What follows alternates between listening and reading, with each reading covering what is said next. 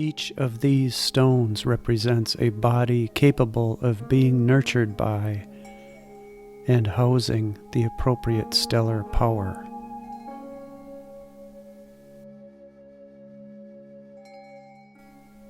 By uniting a stone with an appropriate stellar power, the stone is awakened, like a sacred statue, and becomes a conduit for the expression of that particular stellar power.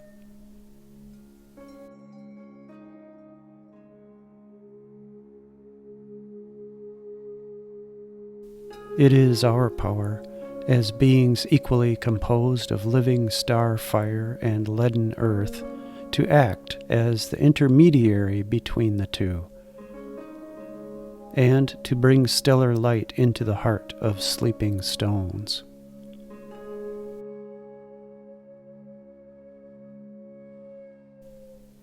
This is an archetypal vision of the magician, the one who talks to stars and stones and presides over the consummation of their marriage.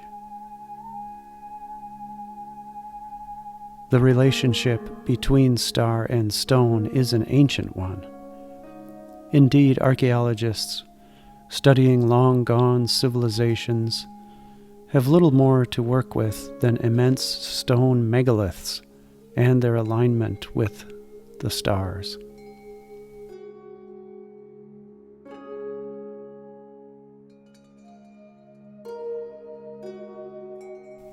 The preserved relationship between star and stone links back to eras of human history obscured by flood and fire. Though the priests no longer are in the pyramids, star and stone remain together in the lore passed from one people to another.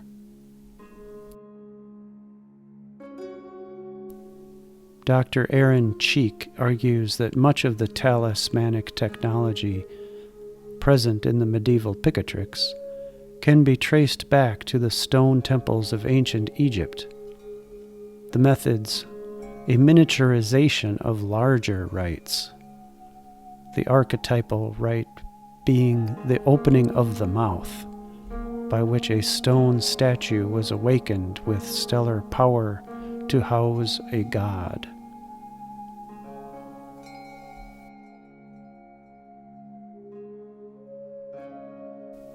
Gnostic gemstones common during the Greco-Roman era, whose surfaces bear graven names and images, form an obvious intermediary step between the deep time of stone monuments, the temples of Egypt, and the pages of Agrippa and the Picatrix.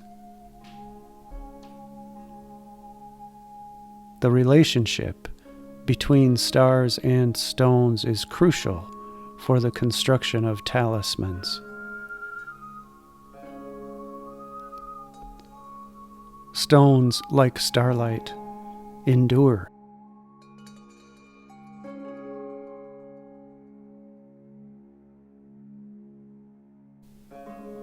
Although occupying two ends of a spectrum, stones and stars both have a share of seeming immortality. There is no object floating in the cosmos that persists as itself for longer than the stars. Likewise, there is no substance on earth as enduring as stone.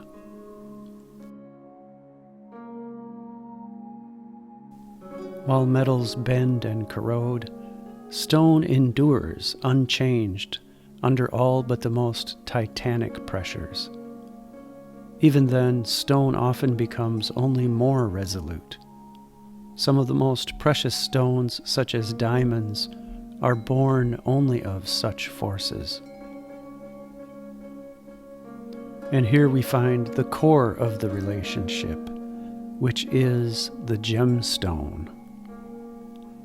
Most of the precious gems are also the hardest naturally occurring substances on planet Earth. Though the diamond is legendary for this power, The other precious stones also share in it.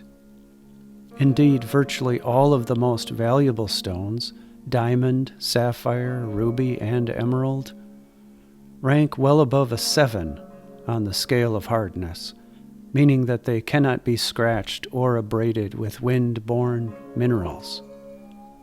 Immune to environmental erosion, they are in many respects immortal within the confines of the terrestrial world. Like the stars, not only are gems enduring, they are also luminous. Brilliant nodes, they reflect, capture, and transmit light. While metals may be polished to brilliance, they do not take in light the way that a ruby can. Indeed, a backlit gemstone will glow with borrowed luminescence. The stars above and the gems below are thus mirrors of each other, unbreakable and brilliant.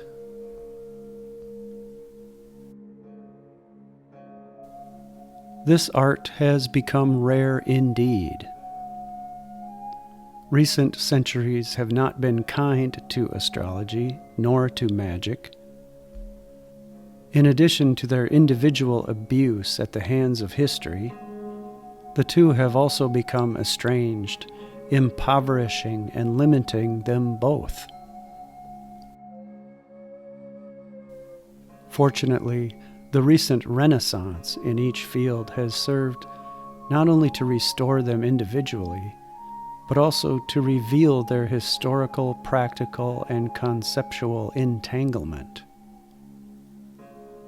Though conceived by Hermeticists as sister sciences, their relationship is not that of siblings, but of lovers, for each completes the other, and when united, they give birth to the celestial art itself.